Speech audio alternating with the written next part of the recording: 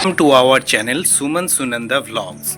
तो दोस्तों, आज आप लोग को बताना चाहेंगे, कुछ दिन पहले आप लोगों को बताए थे कि स्नान यात्रा, भगवान जगन्नाथ देव का स्नान यात्रा के बारे में बताए थे।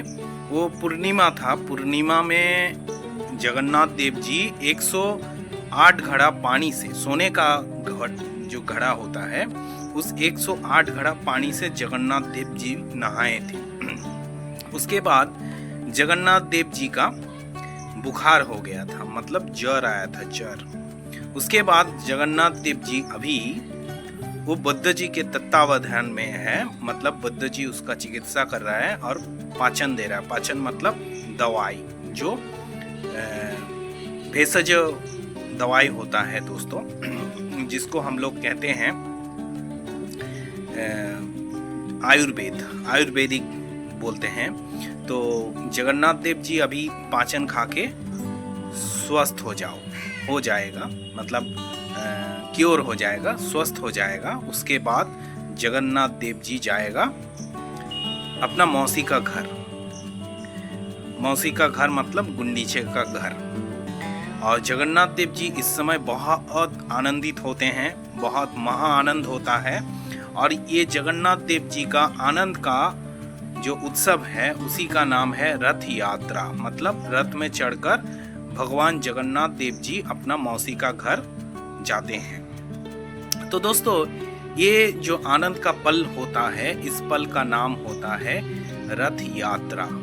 रथ यात्रा में दोस्तों ऐसा होता है, देखिएगा कितना मिठाई वगैरह, पूरी धाम में कितना आनंद होता है, कितना माहौल अलग टाइप का होता है। सब जाते हैं प्रभु जगन्नाथ देव का दर्शन करने। और प्रभु जगन्नाथ देव का दर्शन करते ही दोस्तों हम लोग का मन बहुत ही आनंदित होते हैं। और ये भी मान्यता है, रथ में चढ़ते हुए प्रभु जगन्नाथ देव जी का अगर हम लोग दर्शन कर लेते हैं तो हम लोग का जो जन्म है दोस्तों बहुत धन्य हो जाता है, पुण्य हो जाता है। इससे दोस्तों हम लोग, हमारा जीवन का जो मोक्ष है वो प्राप्त हो जाता है, ये मान्यता है। मगर ये जो जगन्नाथ देव जी अपना मौसी का घर जाते हैं, ये मौसी कौन है दोस्तों? ये जो राजा इंद्रदुम्न था, उसका पत्नी का नाम है गुंडीचा।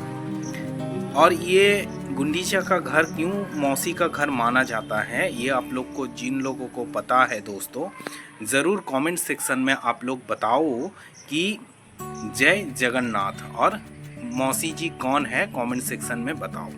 देखो, गुंडीचा जो है, प्रभु जगन्नाथ देव जी गुंडीचे का घर जाते हैं। गुंडीचा प्रभु जगन्नाथ देव जी का मौसी होता है। और 1 हफ्ता तक रहते हैं, आनंदित रहते हैं। और जब वापस आते हैं, उस रथ यात्रा को कहते हैं उल्टा रथ। तो दोस्तों, इस समय माहौल कुछ अलग होता है।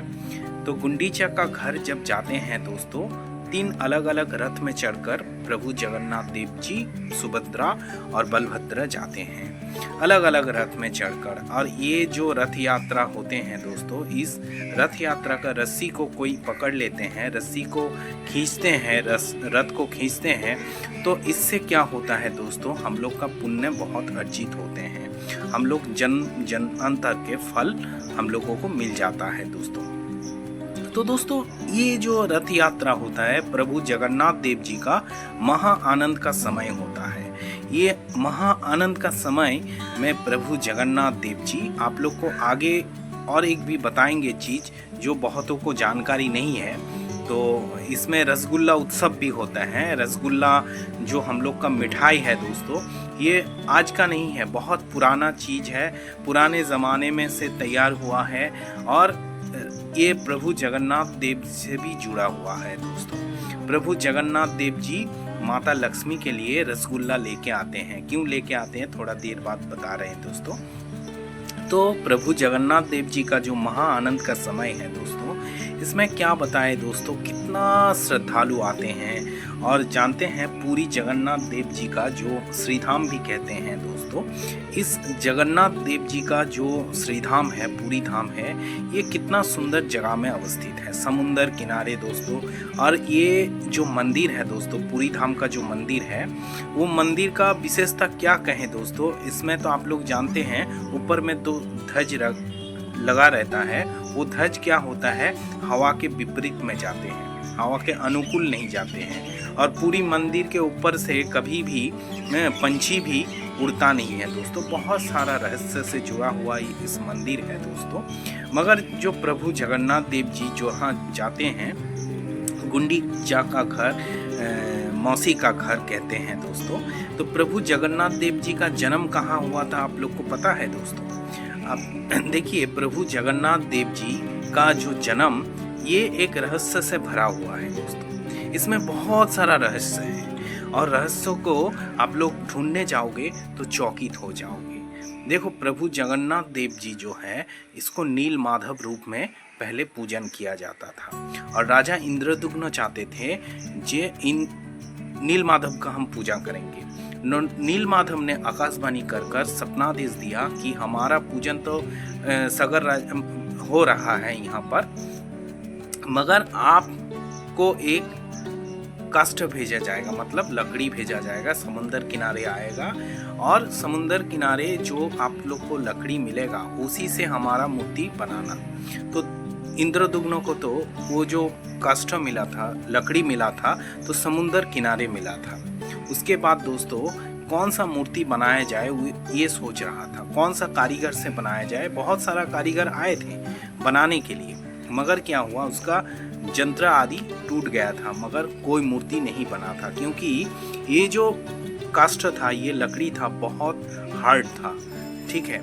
इसलिए दोस्तों स्वयं विश्वकर्मा आए थे इस मूर्ति को बनाने के लिए, मगर एक शर्त था कि हम जितना दिन तक मूर्ति बनाएंगे उतना दिन तक घर का कपाट दरवाजा नहीं खोला जाएगा।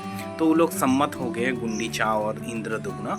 बाद में कुछ दिन काम चलने के बाद काम रुक गया।